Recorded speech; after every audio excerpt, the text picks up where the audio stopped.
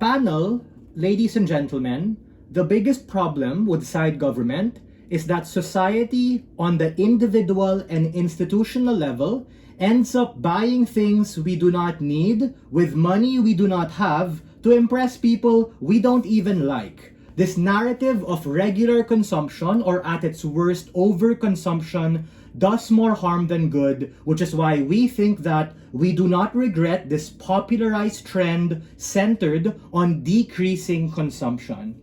We think that many problems we see in the world today, such as resource wars, hoarding, and poverty, which are at its core the deeper reason behind the environmental angle that opening government wants, are largely a function of scarcity. Scarcity because we have a skewed distribution of resources for a variety of things and reasons we can or can't control. Things we cannot control include like the birth lottery, being born with a silver spoon, or being born marginalized or disenfranchised, or whether by virtue of your particular geography, if you're born in a developed nation or in a developing nation. We think that things that we may be able to control are things like human greed, ladies and gentlemen, and the influences and levers of capitalism that actually push us to be able to want to earn more so that we can be able to spend more. We think that this fundamentally makes people unhappy and places people on this like hedonic treadmill of this rat race of wanting more and more and more and creating this vicious cycle of no longer being happy. This applies on an individual level. My extension is going to be on a macro level of supply and demand, something that opening government fails to recognize.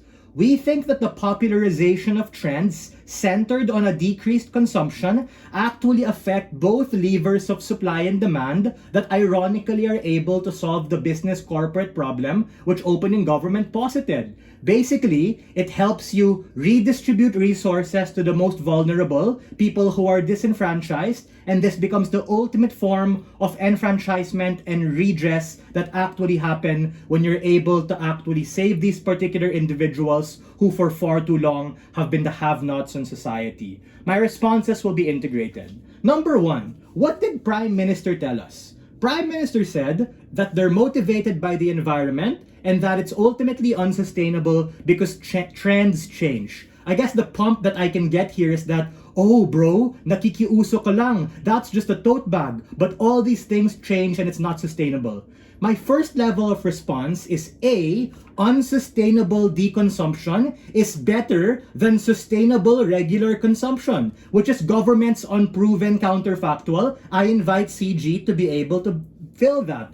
The analysis here is that you simply just buy less shit. And buying less things means less waste, and that ironically fulfills their big burden thing about being able to take care of the environment. Because corporations who are rational and profit-driven aren't going to overproduce at a point in which people are less willing to buy stuff. Because that's how a logical business model would work for things like Zalora, things like Shein, and all these different kinds of stores. You get less consumption.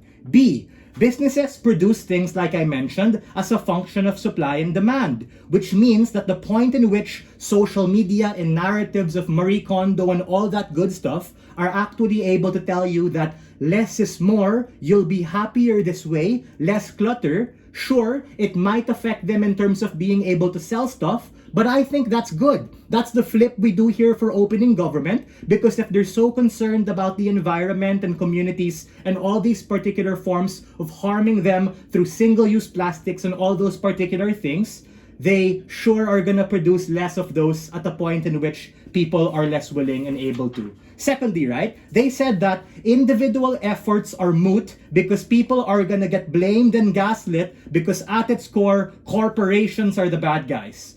My first level of response is A, this is not mutually exclusive. This trend can apply to both individuals and corporations. Case in point, my intuition pump here is all the people foaming in the mouth, very angry at Shell, at ExxonMobil, at Zalora, at NutriAsia, at L'Oreal. At any point, they do bad shit to the environment. So the point in which we're able to stop Consuming more is the point in which they start producing more, and we're able to have a double lever of tackling demand and supply, which we think is good. In fact, let's take this a step farther. We tell you we actually are able to see these companies and push them not just to start recycling, but also do things like upcycle and incorporate these things to their supply chain that make it actually better.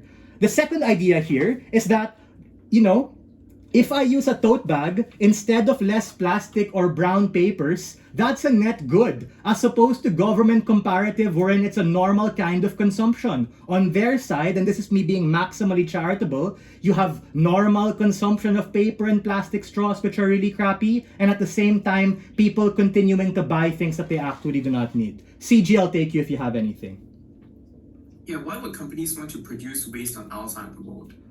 Companies produce waste on your side of the world because you have a greater demand or normal demand because they want to be able to have stocks, right? That's why you oftentimes have a lot of these particular overstock of stuff. The point in which people are less demanding of stuff is the point in which the company's like, we should stop producing because people are less willing to buy these things. That's cost savings on our part. Sure, we might not have as most sales, but we're able to make up for that when we produce less. As opposed to your counterfactual, where it's like status quo and these trends don't happen and the net harm that opening gave you actually becomes worse. Thirdly, right, this idea of them being profit-driven. That's exactly the point, right? The point in which they are profit-driven is the point in which they're actually to make things like quite expensive and fuel these ideas of consumerism that make people wanting to buy these particular things. The impact here is very simple. People are just less happy. People are less happy because they're pushed into buying things they do not want or need with money they don't have. That's why you have a lot of people getting into like crappy credit card debt and things from different shady institutions at the point in which they want to consume or buy the particular thing, buying the next iPhone, buying the next colored shirt, buying the next car. And we think that the overall trend of people not being willing or game to buy these things is a net good to the world, a net good to the environment. And for all of these reasons, we are very proud to oppose and we beg for the motion to fall. Thank you for that speech. Now,